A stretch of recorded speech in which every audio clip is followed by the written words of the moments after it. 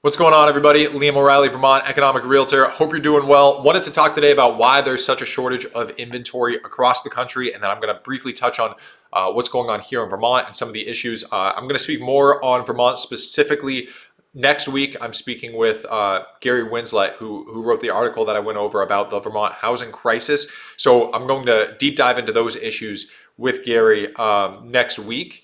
And so in this video, I'm going to touch on Vermont, but I'm also going to talk on the national housing market and kind of what's happened over the past decade that has led to the housing shortage and the crunch that we're seeing, where demand outweighs supply so drastically.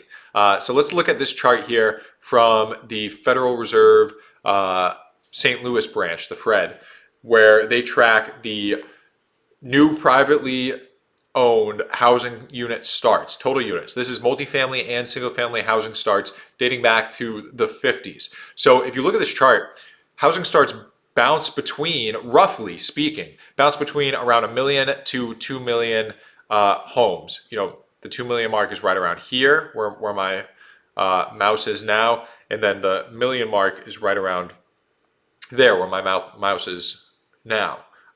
So, you know, the line kind of bounces up and down really between 1 and 2 million housing starts for 4 decades, you know, from the 50s going up to the 90s, which is as far back as we can see. And then you have this big run up leading up to the 2008 crash, where from 1990 to 2000, it doesn't ebb and flow like we've seen in previous decades. It basically consistently rises as demand for housing remains strong. And of course, part of the reason behind that was the type of loan products that were available to people, the no income, no assets, no jobs. They would just basically give a loan to anybody who wanted it to purchase housing. And that led to people buying a lot of homes and this huge run up in real estate prices, as well as new construction. You know, it was very profitable to build new construction during that time. But we saw a lot of inventory, and that's why back around 2008, there was a lot of inventory on the market. Now, as we see this huge drop off, starting in 2006 and then going all the way down to 2009, look at what's happened over the past decade. So in 2009 to 2011, housing starts were at an all-time low. I mean, lower than they had been at any point in previous history that we've tracked, dating back to the 50s. Let's see the exact date here. 59. So the lowest housing starts for 2 years dating back to 59. And really, we didn't get to historical lows, you know, get up to the historical bottom of, 837 roughly until, let's see here, until right around 2012. And then that's kind of, and it's not like housing starts shot up after that. They stayed relatively low, historically speaking, throughout the next decade.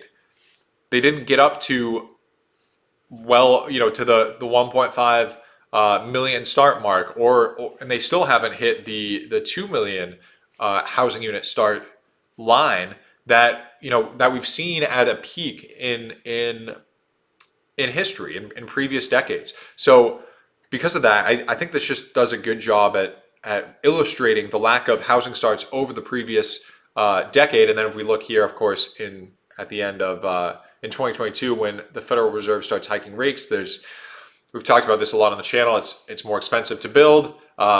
It's more uncertain. Builders are more uncertain that the end buyer is going to be there. But I think this chart does a great job at illustrating how underbuilt homes are today. Compared to previous decades, we haven't built the amount of housing that we were previously, and now we have two large generations coming to the market and transacting in homes. The baby boomers, who have been homeowners, most of them for a little while now, and have equity in their home, are looking to sell and move into something smaller to downsize. And you have millennials, who are a lot of times first-time home buyers who don't have equity in a property, and these buyers are oftentimes competing for similar products, certainly competing for the existing homes, because as you know, if you've watched my videos in the past, that there's just not much existing inventory out there. And part of the reason has to do with the lack of building, as we can see in these charts. Something else that I wanted to talk about is that's impacting the building the housing shortage, and this comes out of NPR. The title of the article is "There's a massive housing shortage across the U.S. Here's how bad it is where you live," and it breaks down the housing shortage by cities. But what I wanted to highlight was the zoning rules. Changing outdated zoning rules is key. And this is something that I think is big for where I'm at locally is, easing up the zoning restrictions. I just heard that Washington State, I do believe, changed or made single family zoning illegal. So you can have multifamily units and condos on multiple lots or on lots that were previously zoned for single family use only. And I think that's really big. A lot of times this change is done at the local level. It's not necessarily done at the state level. But I think it's great that Washington has made that change. So this basically, I'll leave this article in the description and you folks can go into it. But this person talks about the importance of going and talking to your local representatives and expressing your needs. And that's something that was mentioned in the Gary Winslett article. Of course, I'm going to be speaking with Gary next week. We're going to dive deep into the Vermont housing market and some of the Vermont challenges. But, a big thing that Gary pointed out is that the people that are going to these local meetings a lot of the times are, at least here in Vermont, are people who are retired, people who have time on their hands. And oftentimes those are people, especially here in Vermont, that don't want to see change in their community, that don't want to see, neighborhoods built in their backyard or, high rises going up and don't want to see more housing units. And that's detrimental a lot of times to the first-time home buyer, to people who want to stay where they are, especially here in Vermont.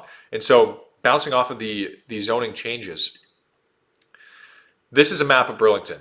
So focusing more on my local market. And here are, this illustrates the different zoning areas within Burlington, Vermont, which is the largest city in Vermont. It's still a small city, but it is the largest city here in Vermont. And if you look at all the yellow, the light yellow data there, that is residential low density. So pretty much single family zoning. There are some duplexes and there are some multifamilies sprinkled out throughout those areas.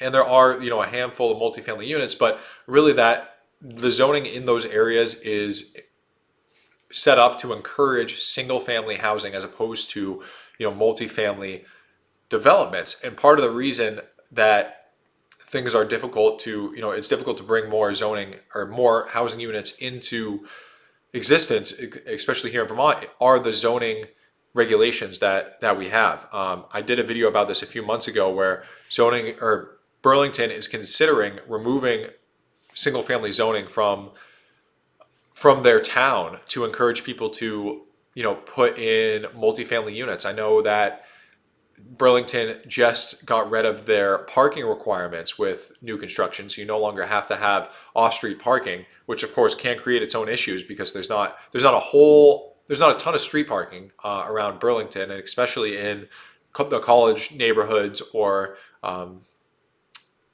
downtown districts. But at the same time, it will encourage more housing units to be made and potentially will create a more walkable city. We'll see what happens in the future with that, but I really hope that more housing units and more multifamily properties are built because of that, and we can relieve some of the pressure around here. But anyway, brief overview. Wanted to mostly talk about the housing starts and then briefly touch on some zoning. So I know I mentioned it a couple times in this video, but I'm going to be speaking with Gary Winslett talking about Vermont specifically. Next week, we're going to get into some of the issues regarding zoning, regarding why there's such a shortage of supply here in Vermont, what needs to change, and get his opinion. Really somebody who's studied this topic and is an expert in economics and politics. So I'm excited to speak with him, excited to bring that to you folks. Let me know what you think about this video. Leave a comment in the description. If you're looking to buy or sell a home here in Vermont, all my information is in the description. Be happy to help you. If you're looking in another city or state, I would be happy to help you find a great realtor. Otherwise, I'll see you guys in the next video.